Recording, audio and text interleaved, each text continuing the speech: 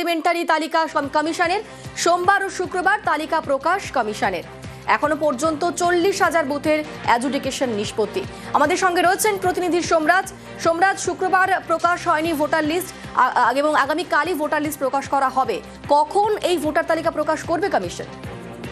দেখো, যেটা কমিশন সূত্রে জানা গিয়েছে, আগামীকাল সাপ্লিমেন্টারি তালিকা প্রথম দফার প্রকাশ হতে সন্ধ্যে 7টা হয়ে যাবে, তেমনটাই কমিশনের তরফে জানানো হচ্ছে।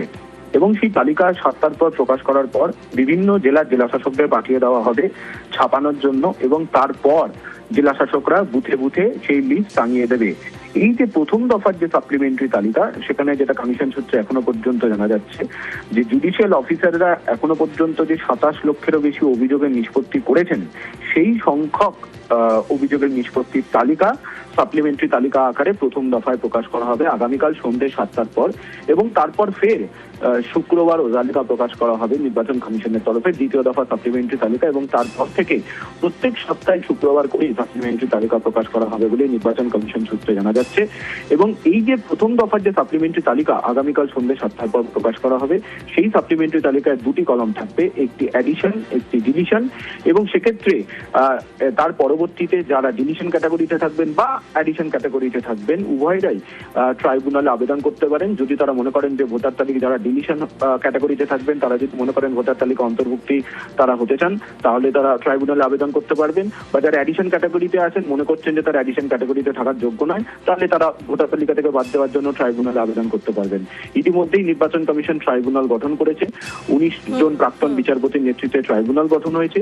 সেই ট্রাইব্যুনালের কাজ খুব তাড়াতাড়ি শুরু করা হবে বলেই রাজ্যের মুখ্য নির্বাচনী আধিকারিক মনোজ কুমার আগরওয়াল জানিয়েছেন। ধন্যবাদ সোমরাজ। 60 লক্ষ বিচারাধীনের মধ্যে প্রায় 27 লক্ষের নিষ্পত্তি হয়ে গিয়েছে। তবে কাদের নাম থাকছে আর কাদের নাম বাদ যাচ্ছে তার রেজাল্ট আউট সোমবার।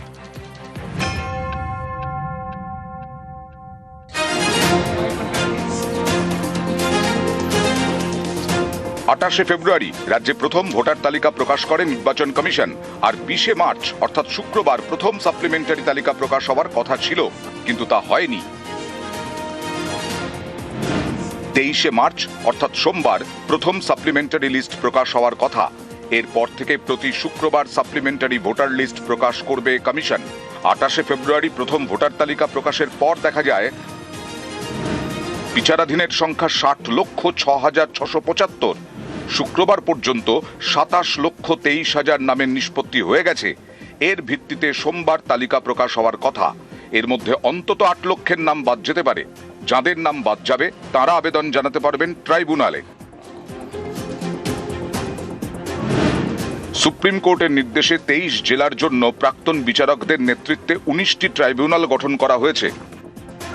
সাপ্লিমেন্টারি লিস্ট তো যখন আমরা পাবো আমরা পাবলিশ করে দেবো। ট্রাইব্যুনাল এখন যে আছে জাজ সিলেকশন হয়েছে, ওটা নোটিফিকেশন হয়ে গেছে। এরপরে জায়গা করতে হবে, এর জায়গায় পরিকাঠামো করতে হবে, কোর্ট লিখেছে, যখনই তৈরি হবে আমরা লেগে আছি যত তাড়াতাড়ি এদেরকে কার্যকারী করতে পারবো। গত 24 ফেব্রুয়ারি সুপ্রিম কোর্ট বলেছিল এসআইআর নিয়ে পশ্চিমবঙ্গের পরিস্থিতি নজিরবিহীন, তাই নজিরবিহীন পদক্ষেপ।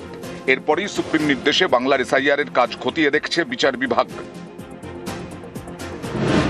গত 10 মার্চ ফের নজিরবিহীন নির্দেশ দেয় সুপ্রিম কোর্ট। প্রধান বিচারপতির বেঞ্চ নির্দেশ দেয় অবসরপ্রাপ্ত প্রধান বিচারপতিদের নিয়ে ট্রাইব্যুনাল গঠন হবে। এই ট্রাইব্যুনাল গঠন করা হয়েছে। সাপ্লিমেন্টারি তালিকা প্রকাশের পর যাদের নাম বাদ যাবে তারা এই ট্রাইব্যুনালগুলিতে আবেদন জানাতে পারবেন। আবেদন জানানো যাবে অনলাইনে, জেলা শাসক অথবা মহকুমা শাসকের অফিসে গিয়ে। এখানেই নানা প্রশ্ন উঠতে শুরু করেছে। যাদের নাম বাদ পড়তে পারে তাদের ভোটের ভবিষ্যৎ কি? ট্রাইব্যুনালের বিচারে কেউ যোগ্য প্রমাণিত হলে তিনি কিভাবে ভোটার তালিকায় নাম তুলবেন? ভোটার তালিকায় নাম তোলার যথেষ্ট সময় মিলবে তো? অবশেষে নির্বাচন কমিশন সাপ্লিমেন্টারি তালিকা প্রকাশ করতে চলেছে সোমবার বিকেলে। পাশাপাশি তালিকা প্রকাশের আগেই নির্বাচন কমিশন সুপ্রিম কোর্টের নির্দেশে তৈরি করে দিল ট্রাইব্যুনালও। ক্যামেরায় সুমন বোসের সঙ্গে সোমরাজ বন্দ্যোপাধ্যায়, নিউজ 18 বাংলা, কলকাতা।